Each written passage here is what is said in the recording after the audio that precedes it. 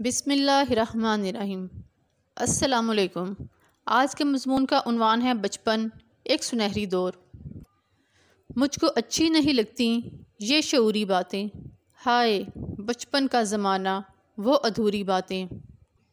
بچپن کا زمانہ انسان کی زندگی میں بے فکری اور ماضی، حال، مستقبل سے بے خبری کا سنہری دور ہوتا ہے۔ ایک اشارے پر گھر کا ہر فرد دوڑا چلاتا ہے اور پلک جھپکتے ہی ہر تمنا پوری ہو جاتی ہے۔ ماں کی گود بچے کی کل کائنات ہوتی ہے اور وہ اس پر اپنی اجارہ داری قائم رکھتا ہے۔ پہلے ماں اور پھر اپنے ارد گرد کے ماحول پر وہ اپنی حکومت برقرار رکھتا ہے۔ بچہ پہلے اپنی آنکھوں اور چہرے کے اتار چڑھاؤ سے پیغام رسانی کرتا ہے، پھر اپنی توتلی زبان سے سب کی توجہ حاصل کرتا ہے۔ بچہ جب پہلا قدم اٹھاتا ہے تو گھر میں عید کا سماں ہوتا ہے۔ ماں باپ، بہن بھائیوں کی طرف سے بھرپور توجہ اور پیار محبت اس کے اعتماد میں اضافہ کرتے ہیں اور اسے پروان چڑھنے میں مدد دیتے ہیں۔ ماں کی گود بچے کی پہلی درسگاہ ہوتی ہے۔ پہلے پہل اٹکیلیاں، پھر شرارتیں اور رفتہ رفتہ ان شرارتوں میں پختگی آ جاتی ہے۔ بچہ شیرخواری سے بچپن اور پھر لڑک پن میں قدم رکھتا ہے اور پھر رسمی تعلیم کا آغاز ہوتا ہے۔ بچپن کے دن بھی کتنے اچھے ہوتے تھے جب دل نہیں کھلونے ٹوٹا کرتے تھے۔ بچپن کا سنہری دور کسی نایاب اور انمول خزانے سے کم نہیں ہوتا، جس کے کھو جانے کا غم انسان کو ہمیشہ ستاتا رہتا ہے۔ انسان کتنا ہی بلند مقام حاصل کر لے، لیکن بچپن کی یادیں سائے کی طرح اس کا پیچھا کرتی رہتی ہیں۔ وہ ان یادوں کو سینے میں چھپائے رکھتا ہے کیونکہ یہی یادیں بڑھاپے میں اس کا قیمتی اثاثہ بھی بن جاتی ہیں۔ بچپن اور بچپن کا آپس میں گہرا تعلق ہے۔ یہ بات عام مشاہدے میں آئی ہے کہ جب انسان بچپن کی عمر کو پہنچتا ہے تو اسے اپنا بچپن شدت سے یاد آتا ہے اور وہ دوبارہ اپنے بچپن میں لوٹنا چاہتا ہے، لیکن ایسا ممکن نہیں ہوتا۔ گیا وقت پھر ہاتھ آتا نہیں، سدا عیش دورہ دکھاتا نہیں۔ بس وہ اپنے بچپن کی خوشگوار یادوں میں اس طرح کھو جاتا ہے کہ واپس آنے کو دل ہی نہیں چاہتا۔ وہ اپنے ہم عمر دوستوں میں بچپن کو موضوع بحث بناتا ہے اور پھر سب یار دوست اپنی خوشگوار یادوں کا حصہ اس میں ڈالتے ہیں۔ وہ بچپن کی شرارتیں، بہن بھائیوں سے نوک جھوک، یاروں کی محفل اور پھر اسکول کا زمانہ یاد کر کے لوٹنا چاہتا ہے۔ کاش میں لوٹ جاؤں بچپن کی وادی میں، جب نہ کوئی ضرورت تھی نہ کوئی ضروری تھا۔ بچپن کے زمانے کی فکر اور پریشانی بھی بڑی معصوم ہوتی تھی۔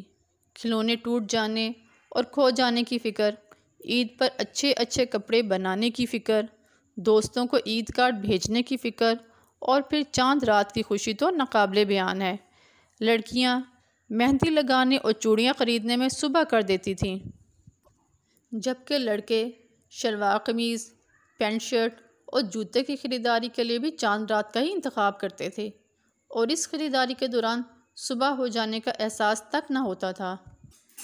چاول چنتے ہی نیند آ گئی، صبح اٹھ کر دیکھا تو عید آ گئی۔ اسی طرح ایک شاعر عید سے لطف اندوز ہونے کا منظر یوں بیان کرتا ہے: سویاں پکی ہیں سب نے چکھی ہیں، ارے آپ کیوں روتے ہو، آپ کے لیے بھی رکھی ہیں۔ مجھے یاد ہے کہ بچپن میں کھیل کود سے بڑھ کر کوئی چیز عزیز نہ تھی، حتیٰ کہ کھانے پینے کا بھی ہوش نہ رہتا تھا۔ ماں جی نے ڈانٹ ڈپٹ کی یا ایک دو تھپڑ رسید کیے تو چند لقمے کھا لیے اور بھی کھیل کود میں مصروف ہو گئے۔ بچپن کی دوستی بھی بڑی معصوم ہوتی تھی، بالکل بے غرض، پاک صاف، منافقت، ریاکاری، حسد اور لالچ نام کو بھی نہ تھا۔ اگر کسی سے ناراضگی ہو بھی جاتی تو محض چند لمحوں کے لیے اور پھر تھوڑی ہی دیر میں وہی ہنسی کھیل مذاق کود اور شرارتیں شروع ہو جاتی۔ گرم گرم روٹی توڑی نہیں جاتی، بچپن کی دوستی چھوڑی نہیں جاتی۔ شام ہوتے ہی ہم دادا دادی سے کوہ قاف کے جن اور پرستان کی نیلم پری کی کہانی سنتے اور اس وقت تک بے چین رہتے جب تک شہزادہ نیلم پری کو ظالم جن سے چھڑا کر نہ لے آتا۔ والدین، رشتہ دار اور اساتذہ اکثر پوچھتے کہ بڑے ہو کر کیا بنو گے، تو ہم بڑی معصومیت سے کہتے کہ وہی شہزادہ جو نیلم پری کو چھڑا کر لایا تھا، اور یہی سب سن کر ہنس پڑتے۔ اسی طرح حاتم طائی، ہرن، شیر اور چڑیا کی کہانی بار بار سنتے۔ دادا دادی بھی بڑے مزے سے ہمیں کہانیاں سناتے نہ تھکتے تھے، کیونکہ رات کو انہیں نیند بھی کم ہی آتی تھی اور یوں مصروفیت کا سامان بھی ہو جاتا تھا۔ آخر کار ماں جی ہمیں ڈانٹ کر سلا دیتی کہ صبح اسکول جانا ہے، کہ دیر سے سو گے تو صحت خراب ہو جائے گی اور پھر دیر سے اٹھو گے، اور ہمیں مجبوراً سونا پڑتا، اور پھر ماں جی ہمیں صبح سویرے جگا دیتی۔ ہم تیار ہو کر مدرسے قرآن پاک پڑھنے چلے جاتے۔ وہاں قاری صاحب کا جلالی چہرہ اور خوفناک ڈنڈا ہمارا منتظر ہوتا۔ اس کے بعد اسکول روانگی۔